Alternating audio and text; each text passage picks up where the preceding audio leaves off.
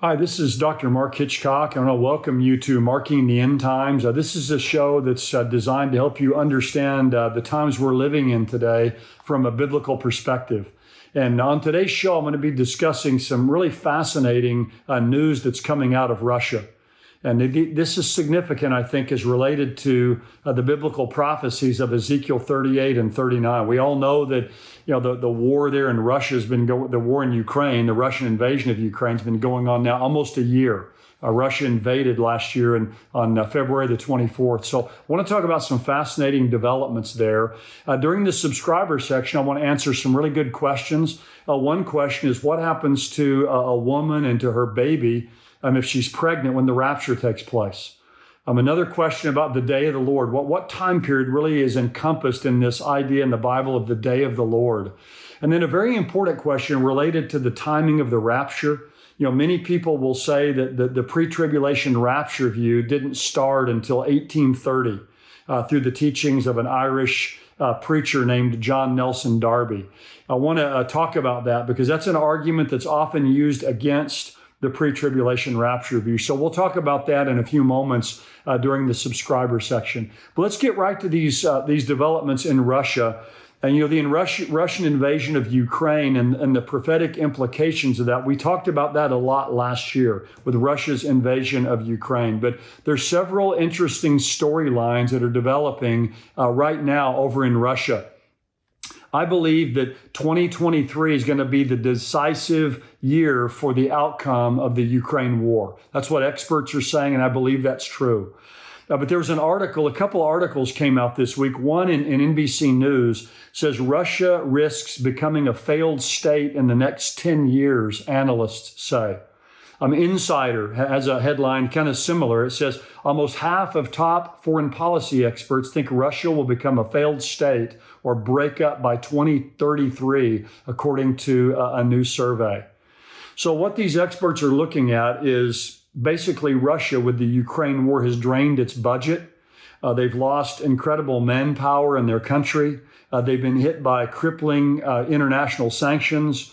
They've suffered massive battlefield losses. And so due to all of that, many of these experts are saying within the next 10 years, Russia is going to be a failed state.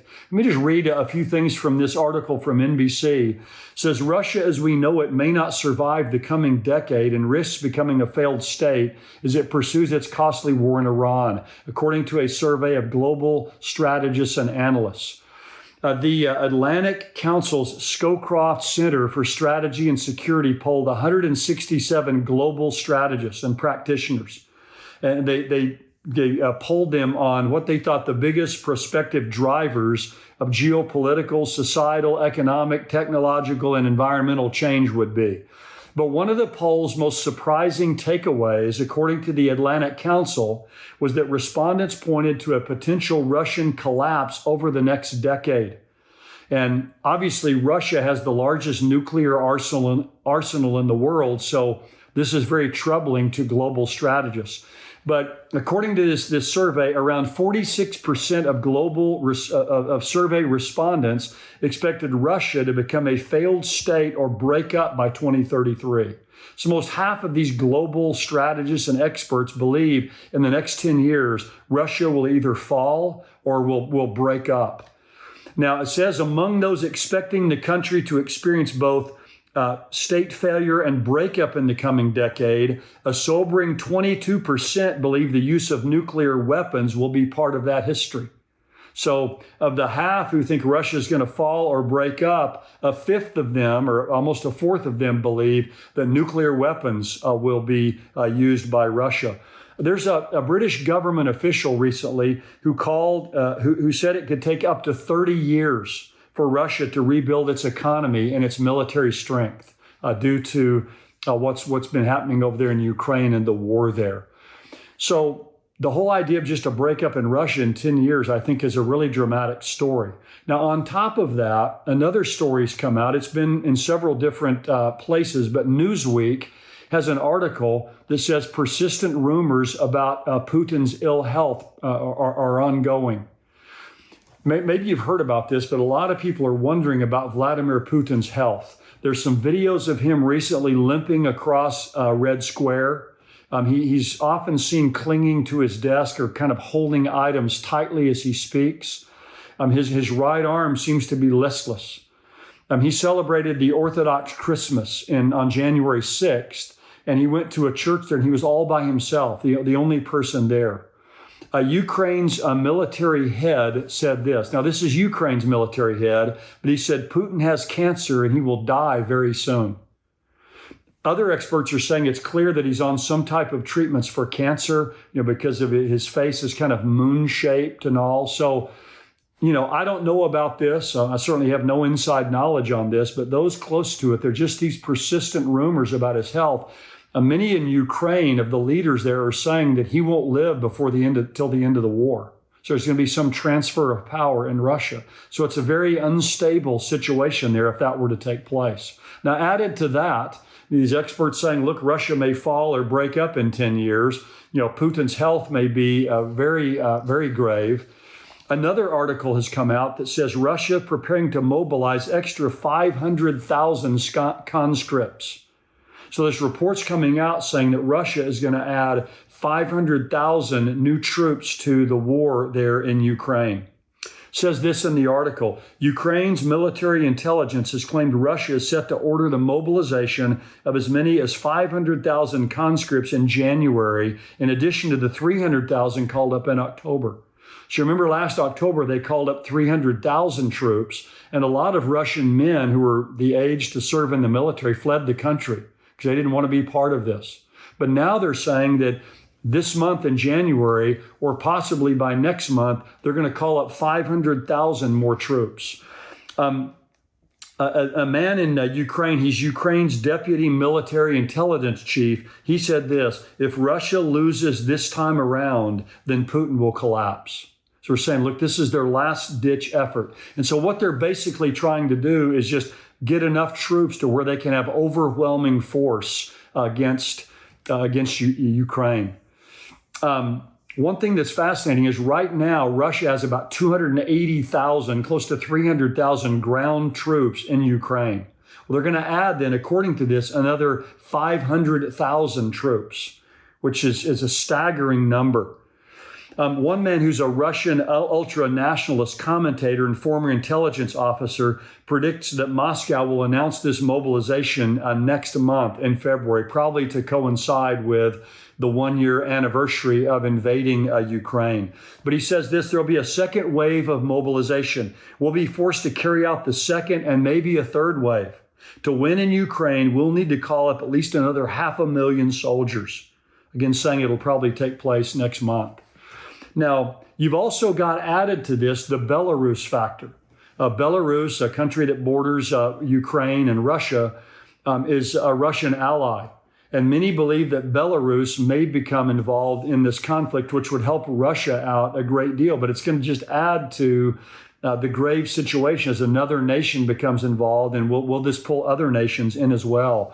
But again, just to show you how desperate Russia is, to compensate for the heavy battle losses that Russia has suffered over the last 10 months, Russia has recruited tens of thousands of prisoners. They're emptying the Russian prisons as part of a private military group called Wagner.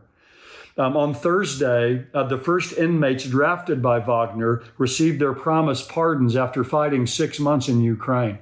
So they're emptying the prisons. They're saying if you go fight in Ukraine for 6 months, if you live and you come back, then you receive a pardon for your crimes. So it just shows how desperate Russia really is right now in this situation with Ukraine. So what are the prophetic implications of all this? How does this relate to what we see in Ezekiel 38 and 39, which predicts this massive Russian, Turkish, Islamic invasion of Israel in the end times? Well, let me just mention a few things. One is Russia has a diminishing influence right now in Syria. Most of you probably know that Russia and Iran have had a powerful influence in Syria. They've been bolstering the regime of Bashar al-Assad in Syria. So you've had Russian, Iranian troops right on Israel's northern border in Syria. But Russia right now is having to pivot all of its attention and resources to Ukraine. So they're moving out and diminishing their influence there in Syria. And Russia was really the nation that kind of kept things in check there in Syria. But with Russia now diminishing its influence there, Iranian aggression is being ramped up greatly there in Syria. That's why we know that Israel has been having a lot more strikes in Syria against Iranian assets there and against Hezbollah, which is a terrorist group supported by Iran. Also, Turkey is moving in to fill the vacuum. They're threatening to go and attack the Kurds there in Syria. But what we see is these nations predicted in Ezekiel 38 to invade Israel in the end. Turkey, Iran, and Russia, they're still the key players. But as Russia's diminishing in Syria, Turkey and Iran are growing in ascendancy. Another thing we see here from this is a deepening dependence with Russia on rogue states like Iran. How much is this going to obligate Russia in the future to help Iran against their hated enemy, Israel? Are there strings attached to all the help right now that Iran is giving to Russia? So just this deepening dependence of Russia on these rogue states, especially Iran, is just increasing their ties to one another. And they're two of the key players in this Ezekiel 38 invasion. And then the final thing I would just say here is just the desperation that we see. Russia's desperate. Again, Putin's health may be failing. They're going to be mobilizing 500,000 more troops. They're emptying their prisons to send soldiers there. And that, I think, increases the potential for Russia to use nuclear weapons. Because obviously Russia can defeat Ukraine if they want to. I mean, if they go all out. Russia has more nuclear weapons than anyone in the world. Ukraine doesn't have nuclear weapons. They forfeited those in an agreement with the United States back in the 90s. They forfeited all of their nuclear weapons, and I'm sure they regret that deeply. So Russia can win if they want to, if they go all out, but that would be a massive game changer in their desperation. So we see that this mounting desperation, the Russian bear is desperate and dangerous. Russia is less stable, less predictable, more aggressive now than they've ever been. All the major players are in place.